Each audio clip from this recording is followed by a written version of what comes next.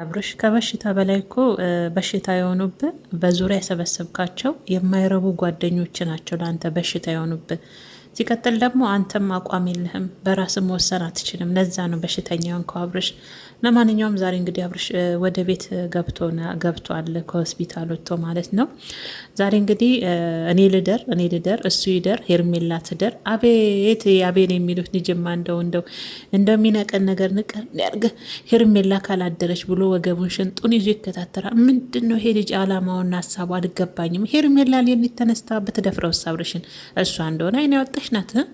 እዚህ ወንበሩ ላይ ቁጭ ብዬ አድራለሁ፣ እጠብቃለሁ። ሰው ያስፈልጋል። ድንገት እግዚአብሔር አይበለውና እንደ ባለፈው ራስን ስተ ብትወድቅ ሰው ግዴታ ያስፈልጋል። ወን እኔ ልደር፣ ወን አቤል ይደር፣ ወን ብሩክ ይደር፣ እርስ በርስ ይመራረጣሉ። አቤል ግን እሷ እንድታደር ፈለገ። አያችሁ ሲስተሙን። ሄርሜላ ካደረች ሌላ አጀንዳ ደግሞ ይሰጣል። ለዛ እኮ ነው አያችሁ አይደለ? ሄርሜላ ራሷ ብትደፍረው አብርሽን እናቴ ልጅቷ አይናውጣ ናት። ብትደፍረውስ እውነቱን አብርሽ ሁላችሁንም ፈራችሁ እኮ። ሁላችሁም አታስፈልጉኝም፣ ውጡኒ፣ ማናችሁንም አልፈልግም፣ ብቻዬን መሆን ነው የምፈልገው። በዚህ ልክ እኔ ሕፃን ልጅ አይደለሁም፣ ራሴን እጠብቃለሁ።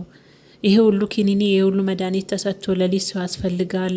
ዶክተሩም እኮ የተናገረውን ሰምታል። መብላት አለብህ፣ ኪኒን በሰዓቱ የሚሰጥ ያስፈልጋል። ሄርሜላ አጠገብ ትሆን። አቤል አጨብጭበ ሞትክ። እንደው ልታጋባው ነው ልትድረው ነው በዚህ ልክ። ሄርሜላ ከፍላለች እንዴ? እኔ አቤልን ሳስብ የሆነ ነገርማ ሄርሜላ ሸጎጥ ሳታረግለት የቀረችም አይመስለኝም። ወገቡን ይዞ እኮ አብርሽና እሷ አንድ ላይ እንዲሆኑ ፈለገ። ሄርሜላ እንድታድርም ፈለገ። እንዲህ አንድ ቤት ውስጥ ሄርሜላ ራሱ እኮ አሁን ከባድ ሰው ናት እናቴ። አብርሽ እንደዚህ ታስገድዳ እንኳን ብደፍረውስ መቼም ሴት ናት ብያለን። ምክንያቱም በዚህ ልክ አይን ካወጣች የማይቀር ነገር ነው። የእውነቴን ነው ቤተሰቦች። እና ዛሬ ቪዲዮቸው ደግሞ ክርክራቸው ሄርሜላ ትደር፣ አቤል ይደር፣ ብሩክ ይደር በማለት እንግዲህ ለአብርሽ የገዛ ጓደኞቹ በሽታ ሆነውበታል። እሱም በህይወቱ አቋም የለው፣ እንደ ወንድ ልጅ መወሰን አይችል። በዛ ላይ አሁን እንኳን ታሞት ታጠፋለች፣ ታሻሸዋለች፣ ትስመዋለች፣ ትናፍቀኛለህ አለችው። ጉንጩን በዛም ድርግም አድርጋ ሳመችው። ይሄን እንኳን መከልከል አይችልም እኮ የእውነት አብርሽ፣ ይሄን እንኳን መከልከል አይችልም። እንዲህ ባለ ትዳር የሆነ ሰው እኮ ማንም ሰው ገላውን መነካካት የለበትም። የእውነቴ ነው። ያ ገላ እኮ ለሚስቱ ብቻ ነው መሆን ያለበት አለን እንዴ? አንድ ሰው ሲያገባ ያገላው ለሚስቱ ብቻ ነው መሆን ያለበት። እንግዲህ እኔ የማውቀው እንደዛ ነው። እሷ ግን ያው ምንም የቀራት ነገር የለም። ከላይ እስከታች ትለጣጥፋለች። አሁን እንኳን ታሻሸዋለች። በመጨረሻም በጣም ትናፍቀኛለህ፣ በጣም ነው መወድ። በዚህም በዛም ጉንጩን ትስመዋለች፣ ትጠራርገዋለች። ይሄን እንኳን ማስቆም አይችልም አብርሽ። ባለትዳር ወንድ በዚህ ልክ ሴት ልጅ እኮ አደፍረውማ አደባባይ ላይ ማለት ነው።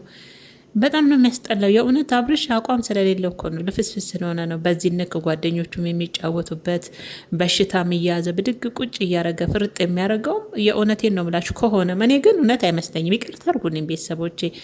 ምክንያቱ ደግሞ ሩታን ለማስጠቆር የሚሄዱበት በቃ አብርሽ ተጨንቋል። በጭንቀት ይኸው በዚህ ጋር ሄርሜላ በዛ ጋር ሩታ ተብሎ የሆነ የለም አንዳንድ ስም እንዲሰጥና ሩታን ለማስጠቆር እንጂ እኔ እውነት ለመናገር ይቅርታ አድርጉልኝ፣ እግዚአብሔር ይማረው። አሞት ከሆነ ግን እውነት አይመስለኝም። ምንም ውስጥ የአብርሽ ህመም እውነት አይመስለኝም። የእውነቴን ነው የምላችሁ። ምክንያቱም ድራማቸው አያልቅም። እነሱ እዛው ተሰብስበው ማለት ነው።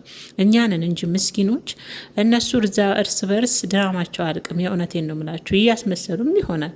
ለማንኛውም እንግዲህ የዛሬ ቪዲዮቸው ሄርሜላ ትደር፣ እኔ ልደር፣ ብቻ አንጥነህ አንሄድም። በፍጹም ዶክተሩ የተናገረውን ሰምተሃል።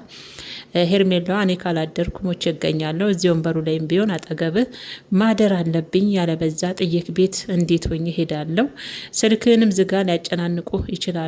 ወድቃ ስላየ ታመም ስለተባልክ ስልክህንም እየተደወለ ስለሆነ ስልክህንም መዝጋት፣ ሳይለንት ማድረግ አለብህ። አጠገብ ደግሞ አንድ ሰው ካላደረ ሞተን እንገኛለን በማለት እንግዲህ በመጨረሻም ያው ማነው ብሩክ አብሮት እንዲያድር ተደርጓል ማለት ነው። አብርሽ ግን ሁላችሁንም አልፈልግም፣ ውጡልኝ፣ በሩን ዘግቼ ብቻዬን ነው ማደር ምፈልገው። እኔ ሕፃን ልጅ አይደለሁም፣ ወደ የቤታችሁ ሂዱ፣ ለራሳችሁ ረፍት ስጡ፣ እኔ ብቻዬን ነው መሆን ምፈልገው በማለት እምቢ ብሎ ነበረ።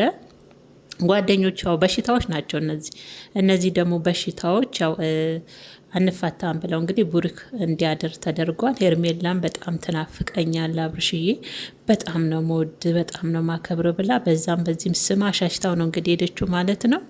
ሄርሜላ ብታድር ዛሬ የሚፈጠረው ነገር አስቡት። አብርሽም በጊዜ ታውቆክ ነው እንጂ ዛሬ ሄርሜላ ብታድር ነገሩ ተቀጣጥሎልህ ነበር፣ አልቆልህ ነበር ደግነቱ ነገሩ። እስቲ እና እንግዲህ